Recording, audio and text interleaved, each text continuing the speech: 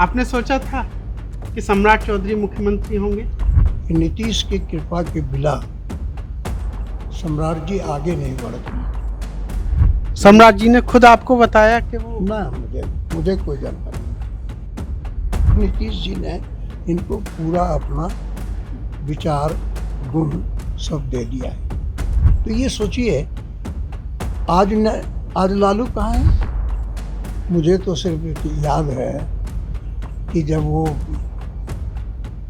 दूध पिलाने बैठती थी तो वो बकरी का दूध पिलाती थी। बचपन उसका कष्ट में नहीं बीता। और मुझे लगता है सम्राट जी भी बहुत मेहनती है कि लालू से भी लड़ना है तो कैसे लड़ना है। सम्राट जी को खेल कौन सा पसंद है, खाने में क्या पसंद है, इनकी पढ़ाई लिखाई, इनके और बाकी ये चीज़ों? बड़े बड़े अच्छे स्कूलों में पढ़े। अब कितना पढ़े ये मैं नहीं कह सकता हूँ। देखिए, पाठशाला कोई भी हो, लेकिन विद्यार्थी कैसा होगा ये तो स्कूल चुनना है। बिहार में सत्ता का हस्तांतरण हो रहा है। पहली बार भाजपा के नेतृत्व में नई सरकार गठित होने जा रही है और नई सरकार का नेतृत्व जिन हाथों में जाना है, सम्राट चौधरी वो विधानमंडल दल के नेता चुन लिए गए हैं। एक मुख्यमंत्री जो कल शपथ लेंगे, आज हम उनके घर पर हैं और उनसे जानेंगे उनके ही बारे, बिहार के मुख्यमंत्री के बारे में, जो उनके पिता हैं, एक सैनिक रहे हैं। बिहार सरकार के कद्दावर मंत्रियों में इनका नाम शामिल होता है। हम इस समय हैं शकुनी चौधरी जी के साथ, बिहार सरकार के पूर्व मंत्री, बिहार के कद्दावर नेता और बिहार के पूर्व सांसद। और सबसे नई बात जो इसको बड़ा बनाती है, बिहार के होने वाले मुख्यमंत्री के पिता शकुनी चौधरी से। कैसा लग रहा है आपको? हर पिता को उसके बेटे के प्रोन्नति के बारे में या कोई पद पाने के बारे में पिता से पूछिए कैसा लगता है, तो आपको एहसास होना चाहिए कि पिता को कितनी खुशी हो सकती है। वो शब्द नहीं है आपके पास। बिल्कुल। आपने सोचा था कि सम्राट चौधरी मुख्यमंत्री होंगे? ये सम्राट चौधरी की ललक, उसकी कार्य करने की शैली और सबके साथ प्यार उसको आगे बढ़ा रहा है। वो जिसके साथ भी रहा है वहाँ सभी लोगों का दिल जीतने का कोशिश किया। जिस पार्टी में रहा उसके प्रति वफादारी भी दिखाया। और आज सौभाग्य है कि पूरे बिहार के नेतृत्वकर्ता बनने जा रहे हैं। ये बहुत बड़ी खुशी की बात है। वो बिहार के मुख्यमंत्री होने जा रहे हैं, लेकिन जिस तरीके से सत्ता का हस्तांतरण हो रहा है, उनको नीतीश कुमार का उत्तराधिकारी के रूप में भी माना जा रहा है। तो नीतीश कुमार के उत्तराधिकारी के रूप में आप उनके सामने क्या चुनौती मानते हैं? और चूंकि आप खुद सरकार का अंग रहे हैं, तो आप क्या एक पिता के रूप में, एक पूर्व मंत्री के रूप में, एक अभिभावक के रूप में उनसे क्या उम्मीद रखते हैं और उनको क्या सलाह देना चाहेंगे? देखिए, नीतीश जी सर्वमान्य नेता बिहार के रहे।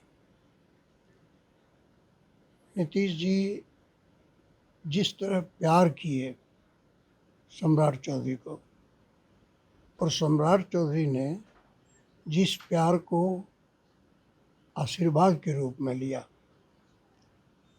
ये दोनों का समन्वय बताता है कि दोनों के एक दूसरे के प्रति अपार स्नेह है।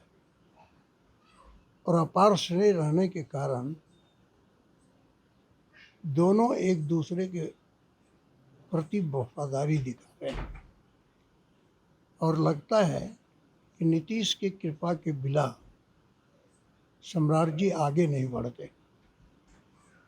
जिस तरह भाजपा के शीर्षस्थ नेतृत्व, चाहे मोदी जी, चाहे अमित शाह जी, प्यार करते हैं, उसी तरह नीतीश का भी प्यार इनके प्रति बना रहा। और भाषणों के दौरान या मीटिंगों के दौरान में जब नीतीश जी बहुत खुले दिल से और मुझसे मिल के भी कई बार नीतीश जी ने बताया कि आपका बेटा बहुत आगे जाएगा, बहुत अच्छा काम करता है। और नीतीश जी को बहुत खुशी हो रही थी उसके कार्य करने की शैली से। आपको याद होगा कि जब फाइनेंस मिनिस्टर थे तो उस समय इनके बजट पेश करने के बाद नीतीश जी खुद खड़े होकर इनका पूरा पीठ थपथपाए। तो एक कार्य करने की शैली हुई, कार्य करने की। तो नीतीश जी का प्यार अपार है और नरेंद्र मोदी और अमित शाह का प्यार उससे ज़्यादा है। तो ऐसा ऐसा एक इक्वेशन बना कि दोनों का प्यार इस व्यक्ति को मिला। जिम उनको आप उनको क्या सलाह देना चाहेंगे बिहार के पूर्व मंत्री के रूप में? देखिए, ये सलाह मेरा आज से नहीं है। उसको कार्य करने की शैली, उसको जनता के साथ प्यार और हर इशू पर सही काम करने की एक प्रवृत्ति। जब आप कोई काम करने की प्रवृत्ति बनाएंगे और मेहनत करेंगे तो सफलता ईश्वर की कृपा से निश्चित मिलेगा। आप काम करने की प्रवृत्ति बनाइए। आज आप और लेसन लेना चाहिए कि नीतीश कुमार जी उम्र के बाद भी, इतने उम्र के बाद भी वो आज भी उसी तरह खट रहे हैं जिस तरह मोदी जी को देखते हैं। मोदी जी के कार्यशैली को देखते हैं कि वो 18 घंटे 20 घंटे तक काम करते हैं। तो उस शैली को अडॉप्ट करना चाहिए कि काम करने की प्रवृत्ति बनाने की एक नेचर होती है, वो अपने आप जगती है, वो किसी के समझाने से नहीं। वो अपने आप आपके अंदर जनता के स्नेह के बारे में आपको पैदा होता है भावना। तो जनता के प्यार को जब आप दर्शाएंगे तो मेहनत करना पड़ेगा। उनके मुख्यमंत्री बनने के बाद सम्राट चौधरी जी के बारे में जानने के लिए पूरा बिहार, देश दुनिया के लोग सोशल मीडिया पर सवाल कर रहे हैं, जानना उनके बारे में अधिक से अधिक जानना चाहते हैं। बचपन कैसा था, उनके बारे में कुछ आप बताइए। देखिए, बचपन उसका कष्ट में नहीं बीता। बचपन उसकी माँ देखती थी उसको। मुझे तो सिर्फ याद है कि जब वो दूध पिलाने बैठती थी तो वो बकरी का दूध पिलाती थी। तो हमारे सभी बच्चों को बकरी का दूध पिला के वो आगे बढ़ाई। और आज सभी पुत्र हमारे देखेंगे तो वो सब राजकुमार की तरह है। तो उसका भी एक गुण है। भगवान के दया से मेरे पास कोई कमी रहा नहीं और कभी मुझे कमी महसूस भी नहीं हुई। हम अपने मेहनत के बल पर सब जॉब को किया, खेती किया, ठेकेदारी किया, मना अच्छे किसान बने और फिर उसके बाद राजनीति में भी अच्छे राजनीतिक बन गए। मैं सैनिक सेवा में भी किया तो तीनों युद्ध मेरे ही समय में हुआ। मेरा संजोग था कि चाहे वो 62 हो, 65 हो, 71 हो, वो सारे युद्ध मेरे समय में हो गए। उसके बाद देखिए जब हम चले आए तो आज तक कोई युद्ध ही नहीं हुआ। तो ये संजोग की बात है या मुसीबत की बात है। उस मुसीबत को मैंने झेला है जो कभी कोई झेल नहीं सकता है। सारे साथी हमारे मरा गए। हाँ, और पता नहीं कितने बार जब बमों की बौछार हुई, मैं अगर अपने स्प्रीट से जल्दी बंकर में नहीं जाता तो मैं भी उड़ गया होता। तो ऐसी परिस्थिति से गुजरे। और फिर मैं भी बहुत मेहनती था। कभी जीवन में मैं हार नहीं माना, इसलिए कि मैं मेहनत के बल पर कुछ भी करने के लिए तैयार था। और मुझे लगता है सम्राट जी भी बहुत मेहनती है। अभी नहीं वो मुख्यमंत्री थे तो भी हमको लगता है कि इनके अंदर एक कार्य करने की जो शैली है और ज़्यादा जगने की शैली है, ये बहुत बड़ा काम करता है किसी को आगे बढ़ने में। काम करने की शैली को पहले तो देखना चाहिए। और नीतीश जी ने इनको पूरा अपना विचार गुण सब दे दिया है। इनकी पढ़ाई लिखाई इनके और बाकी ये चीज़ों बड़े बड़े अच्छे अच्छे स्कूलों में पढ़े। अब कितना पढ़े ये मैं नहीं कह सकता हूँ। कहाँ कहाँ पढ़े? ये देखिए, मना आसाम, आसाम के नहीं, यहाँ दार्जिलिंग में जो है सेंट सेंट स्टीफन या क्या, और हिमालय, वहाँ पढ़े। उसके बाद पटना में पढ़े। उसके बाद पता नहीं और कहाँ कहाँ वो एडमिशन लिए। मना चूँकि उसको एक पढ़ने की ललक थी, लेकिन उस समय एक खेल में भी ज़्यादा अपने को लगाते थे। खेल भी वैसे खेलते थे, अब पता नहीं, माना चूँकि हम तो इतना बिजी रहे जीवन में कि मैं बच्चों को देख ही नहीं सका कि क्या कर रहे हैं लोग।